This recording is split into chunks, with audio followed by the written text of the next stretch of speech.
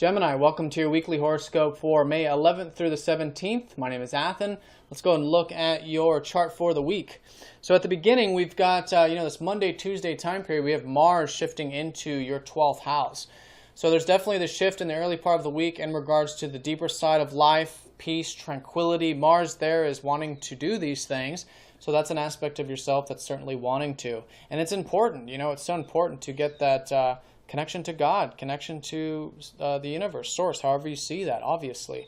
And this is the time to do that. I think you will be very motivated to have the tranquil elements of life, which of course enable us to do that. And of course we connect to God or source in everything, in every present moment. And so whether we're consciously thinking about it in that term or in that way, or just, having that stillness and that peace in our life, it's still the same thing.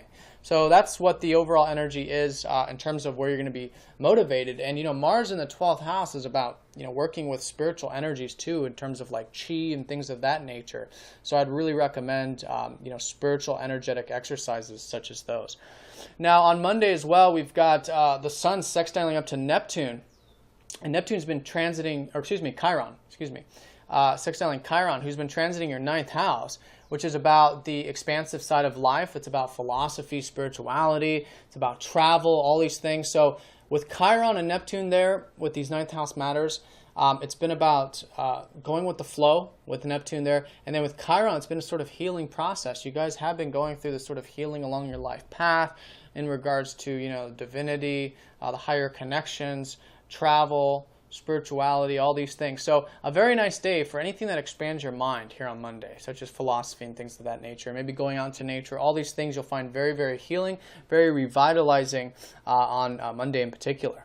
Now, it's pretty quiet from, Tuesday through Wednesday in the transits, in terms of the major transits. The moon is dying down at that time. So, we're going to be entering into this new moon here on Sunday. So as the week unfolds, we're going to be noticing that sort of calming of energies.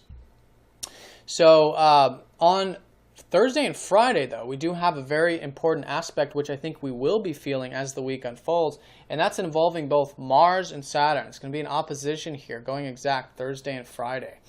And so this is all about, those, it's a serious energy, okay, because Mars wants to move forward, Mars wants to drive. And so with an opposition from Saturn, Saturn is saying, look, this is the time we have to be patient here. There's a lot of big picture things at work. And so, but see, for you, that Mars is in the 12th. So I think already I don't think it's going to be too much of a thing. But for you, it's going to be more about, there's going to be a part of you that wants to, again, rest and relax. But then guess what? Saturn's been transiting your 6th house of health, routine. And so hopefully you guys have been taking the health and routine and the regiments and the, maybe waking up early or watching what you eat and these types of things, or, developing crafts and things like that as well. With Saturn in the 6th has been showing you the importance of taking care of these parts of your life. So the key here is that while, there is this wanting to relax, there's also this, routine. You gotta, it's like you gotta balance it. You still gotta do it. You still gotta work hard at it. And so we want to be oriented towards both areas, because if we're just all over here, then that Saturn can feel very, very inhibiting, very, very cold and contracting. But if we're willing to, work with both, in other words, how to have that routine and how that can play an important role in, our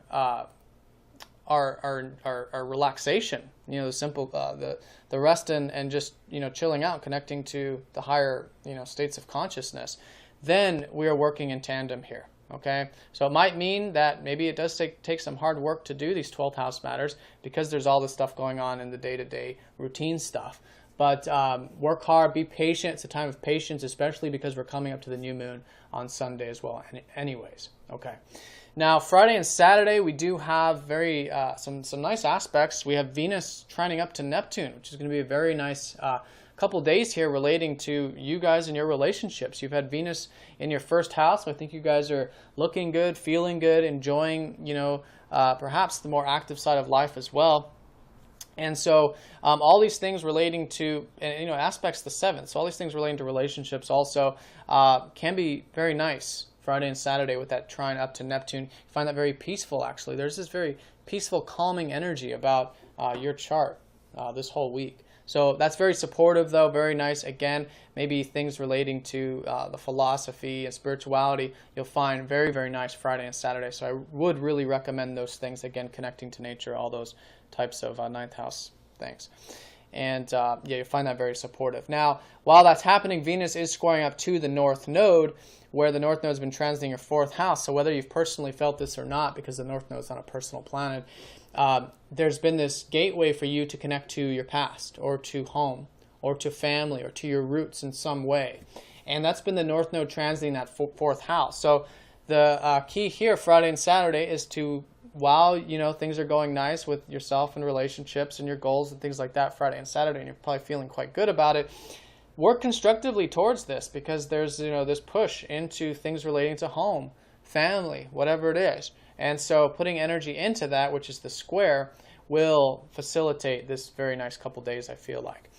Now, Sunday, like I said, we have that new moon. Now it's happening very, very close to the cusp here. Very close to the cusp between your 11th and your 12th house. So you guys already had a new moon in your 11th, and you're going to have another one here. But it's going to be so close to the 12th that I think it's going to be a mix between the two. So the 11th house is your groups, your friends, your network circles. That's what the last lunar cycle was about. So there's still something new here. There's still some new beginnings unfolding for you for the next 30 days now and for the next 6 months relating to these matters, but also with the spiritual side of life. So it's either spiritual circles, making sure you are getting enough rest and relaxation so you can give and contribute more, things like that, which is a mix between the 11th and the 12th. So the key with the new moon is always a time of going within, of connecting to, for you especially, with God and Source and the higher realms and just peace and the now moment. That is where you want to be oriented. It's just toning it down, reflecting on it, and that new moon is going to be opposing up to Saturn, which is suggesting that there is this patience again. Okay, there's this long-term whole thing going on with the crafts that you're developing, or with your routine and things like that. So be patient, be long-term. And another emphasis of that is that your ruler Mercury is going to be going retrograde early next week, and he's going to be pretty much stationed Sunday night and Monday. Okay, so you're going to be feeling that slowing down of energies anyways with your ruler, especially because he's going retrograde in your 12th house, because you're coming up to a lot of spiritual stuff, spiritual time. Okay, and so this is the beginning of it at the end of this week, where you're just slowing it down, going within, being patient with things, but still working hard towards these 6th house matters and moving slowly with the whole process. Okay. So, Gemini, if you guys have any questions, please let me know. If you're new to this form of astrology, do check out masteringthezodiac.com, or if you'd like a personal session, and I will see you all next time.